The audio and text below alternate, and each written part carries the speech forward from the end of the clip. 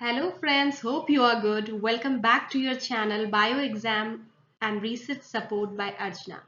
So आज का जो टॉपिक है वो है बायो इन्फॉर्मेटिक्स का जो सिलेबस है डीबीटी जीआरएफ का, उसको हम लोग डिस्कस करने वाले हैं और उसमें से जो की इम्पॉर्टेंट पॉइंट्स हैं, कौन कौन से ऐसे टॉपिक हैं जो फ्रिक्वेंटली आस्क्ड क्वेश्चंस हैं और उसमें कितने क्वेश्चंस आते हैं इस टॉपिक से एग्जाम में, ये सारी चीजें हम देखने वाले हैं। साथ ही हम लोग कुछ प्रीवियस ईयर क्वेश्चंस के फ्रॉम 2021 से लेकर के 2023 के बीच के कुछ क्वेश्चंस हैं वो हम सॉल्व करने वाले हैं और बाकी के हम लोग नेक्स्ट वीडियो में करेंगे।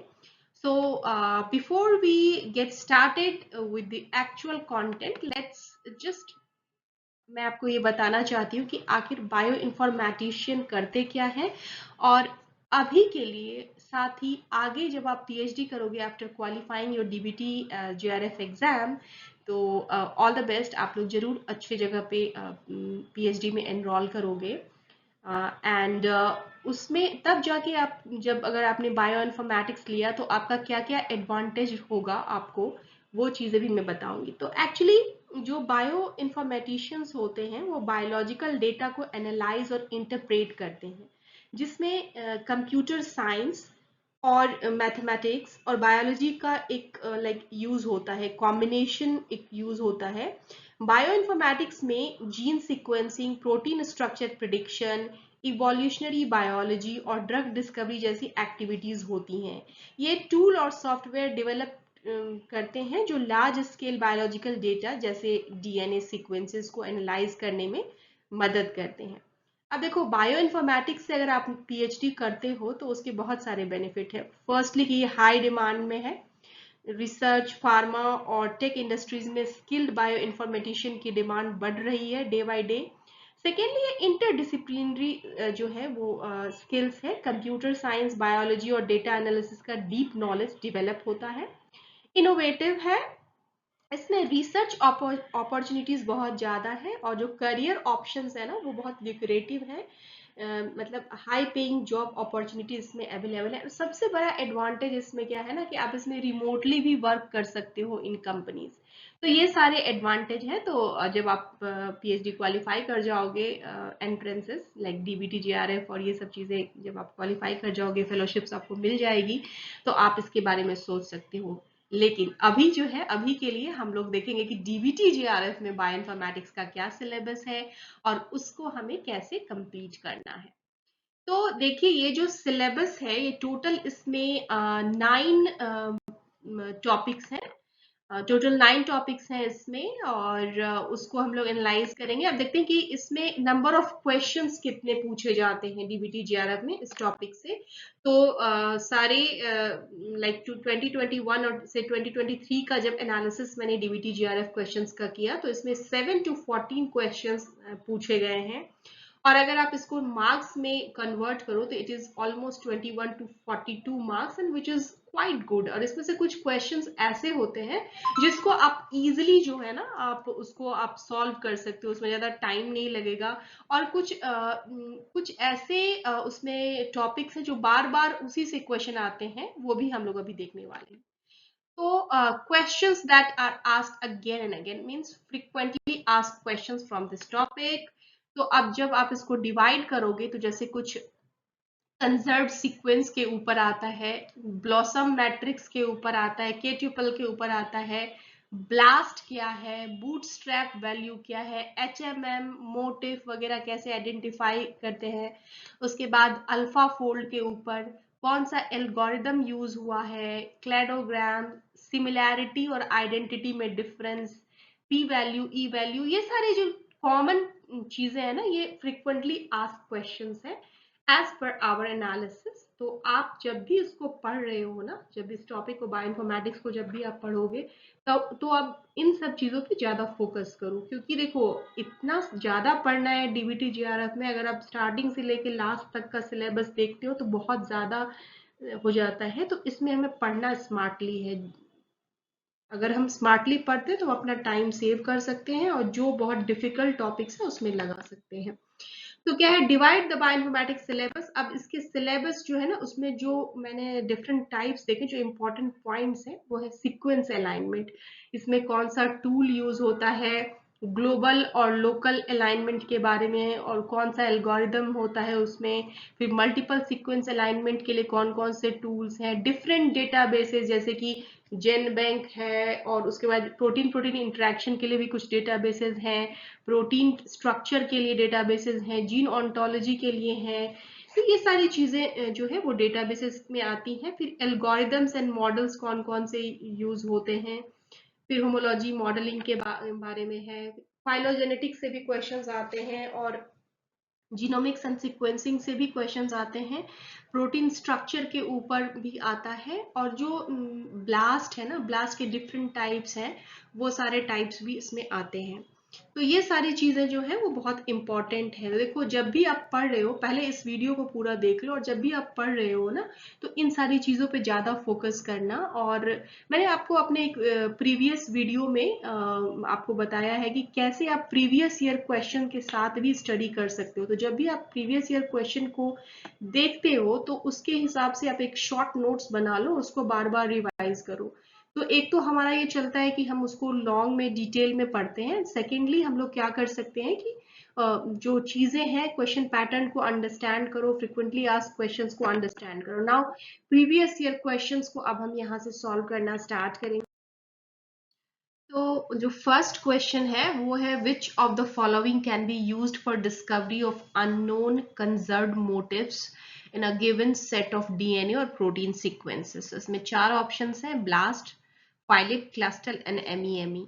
तो इसमें से क्या होगा वो हम देखते हैं। इसका आंसर है एमईएमई। और क्यों है, क्योंकि जो ब्लास्ट होता है ना, वो यूज होता है सीक्वेंस अलाइनमेंट के लिए और फाइंडिंग होमोलोगस सीक्वेंसेस के लिए। मोटिव के लिए ब्लास्ट कभी नहीं यूज होता है।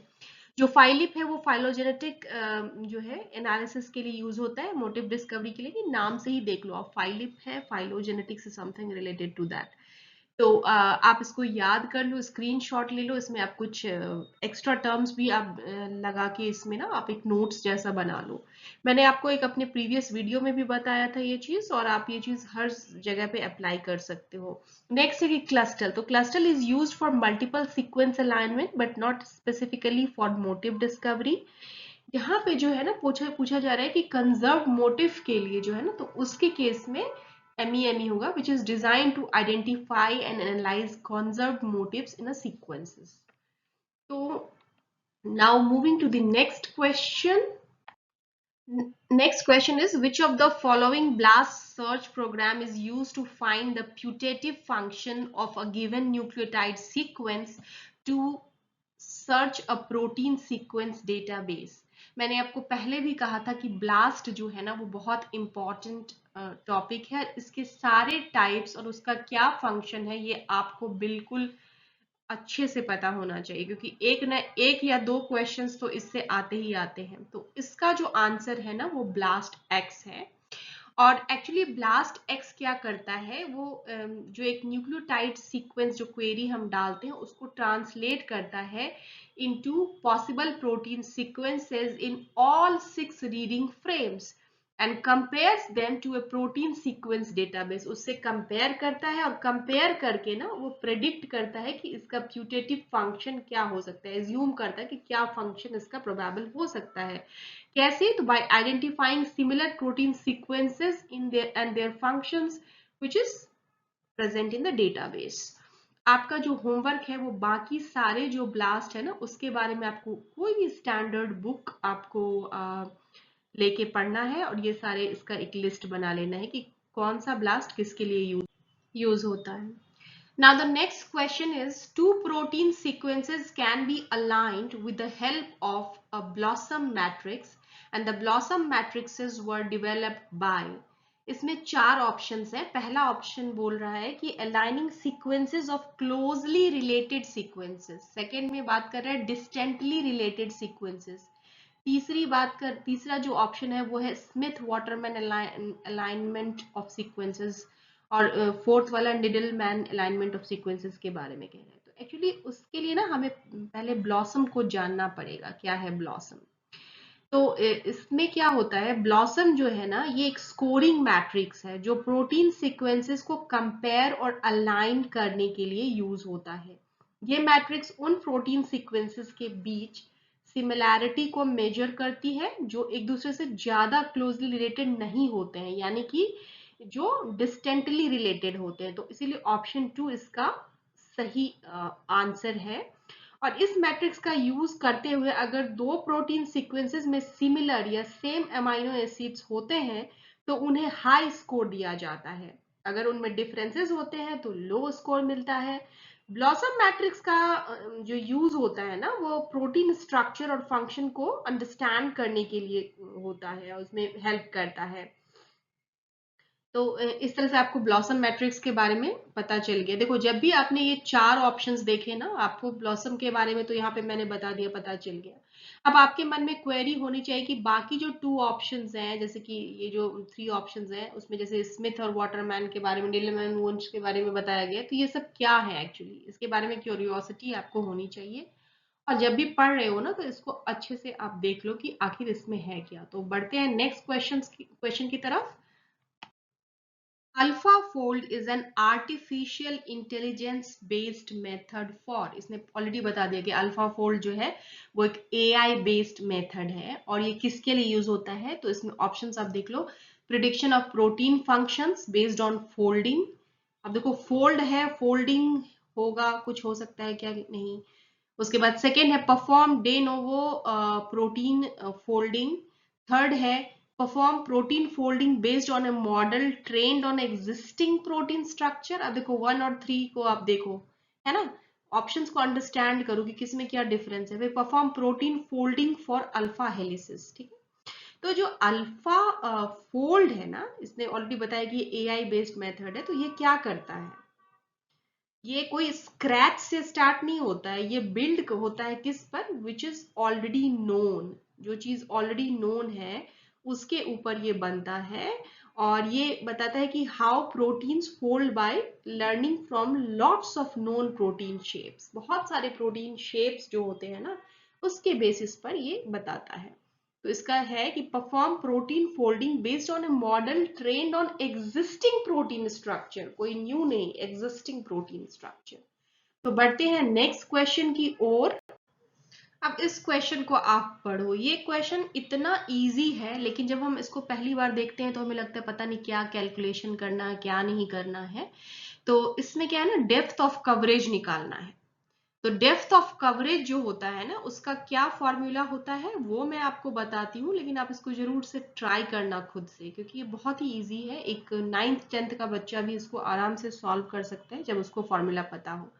तो जो total number of basis sequenced है, उसको जब आप जीनोम साइज से डिवाइड करते हो ना, तो आपको मिल जाएगा आपका डेप्थ ऑफ कवरेज।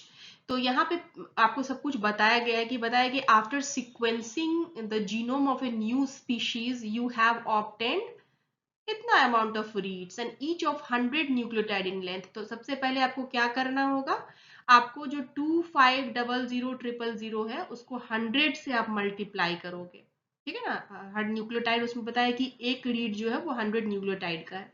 ये हो गया। अब आपको 5 MB का साइज पता है, आप उससे उसको डिवाइड कर दो। मतलब जो टोटल इन दोनों को मल्टीप्लाई करके आ रहा है, उसको आप जब 5 MB से डिवाइड करोगे, और आपको पता है ना कि 1 MB में कितना होता है बेस पेयर, अगर नहीं पता है तो जाके चेक करो और उसको 5 से मल्टीप्लाई करो। जब आप ये डेप्थ ऑफ कवरेज निकालोगे ना, तो आपका जो आंसर है मैं आपको बता देती हूँ 50x, लेकिन आप इसको जरूर से ट्राई करना। Now moving to the next question. Next question solve करने से पहले हम लेते हैं एक छोटा सा 10 सेकेंड का मिनी ब्रेक, और उसमें मैं आपको बताऊंगी अपने बारे में और जो मेरा मिशन है उसके बारे में। तो मैं आपको बता दूं कि मैंने सारे एग्जाम्स क्वालिफाई किए हैं, चाहे वो CSIR नेट हो, DBT JRF हो, गेट हो, या फिर ARS नेट हो। ये सारे एग्जाम्स मैंने क्लियर किए हैं। मैं एक यूनिवर्सिटी टॉपर और गोल्ड मेडलिस्ट भी थी। और मैं अब मेरी एकेडमिक जर्नी काफ़ी अच्छी रही है और काफ़ी लॉन्ग भी रही है। तो यहाँ पे ये चीज़ें मैं आपको इसलिए नहीं बता रही कि मैं अपने आप को प्रेज़ करना चाहती हूँ। यहाँ पे बताने का यही है कि मैंने जो सीखा है इतने दिनों में, इतना जो मेरा लॉन्ग जर्नी रहा है पीएचडी तक का, तो उसमें जो मैंने जो बातें सीखी हैं, जो टिप्स एंड ट्रिक्स सीखी हैं, वो मैं आपके साथ शेयर करना चाहती हूँ इस चैनल के माध्यम से। और आप यहाँ पे देख लो कि मैंने बहुत सारे वीडियोस बनाए हैं, जैसे कि कंप्लीट सिलेबस फास्ट, ये स्टूडेंट्स के लिए काफी यूजफुल है, आप इसे चेक कर सकते हो। नेक्स्ट मैंने एक how to take notes effectively, उसके बेस्ट मेथड्स क्या है वो भी मैंने अपने चैनल पे इस पे वीडियो बनाया है। और जैसे हम पढ़ तो लेते हैं, लेकिन रिवीजन का बेस्ट मेथड्स क्या है और क्या वर्क करता है, क्या मेरे लिए वर्क किया, ये सारी चीजें मैं आपके साथ शेयर कर रही हूँ। उसके अलावा स्टूडेंट्स को विजन बोर्ड कैसे बनाना चाहिए। विजन बोर्ड तो बहुत लोगों ने जो है वो बनाते हैं अपने गोल्स के लिए, लेकिन एक्शन विजन बोर्ड जो स्टूडेंट्स के लिए है, और मैंने इसको कस्टमाइज किया है स्टूडेंट्स के लिए, चाहे वो पीएचडी हो, चाहे वो नीट की तैयारी कर रहे हो, चाहे वो कोई भी एग्जाम की तैयारी कर रहे हो, तो आप ये देख सकते हो हमारे चैनल पे।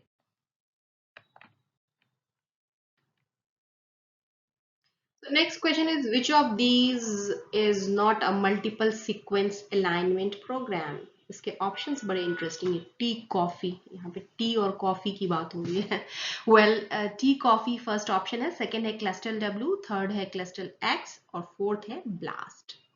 तो इसमें ये कह रहा है कि not, which of this is not a multiple sequence alignment to program, तो इसका जो आंसर होगा वो ब्लास्ट है। ब्लास्ट क्यों है इसका? क्योंकि ब्लास्ट जो है ना वो एक सीक्वेंस अलाइनमेंट टूल है which is used for finding similarities between individual sequences, not for multiple sequence alignments.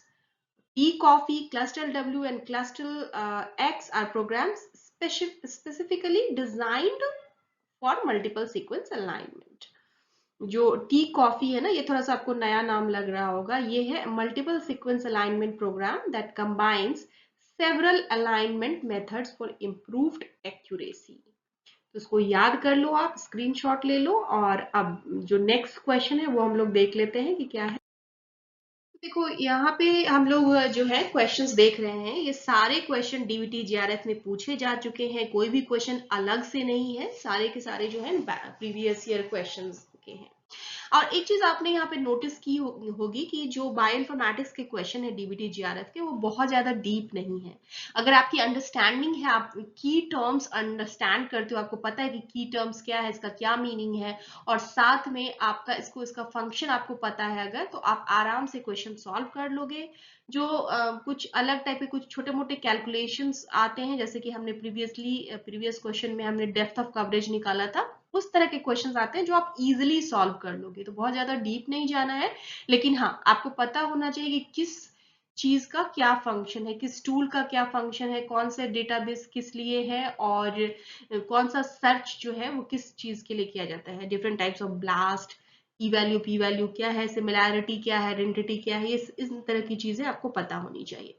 तो ये क्वेश्चन कह रहा है कि bootstrap value in a phylogenetic tree indicates evolutionary distance, age of a branch, robustness और node length. तो इसका answer जो है वो होगा रॉबस्टनेस, क्योंकि जो बूटस्ट्रैप वैल्यू होता है वो रिफ्लेक्ट करता है रॉबस्टनेस, और that is also support for a particular branch in A phylogenetic tree, indicating how often that branch is recovered in a resampled data set.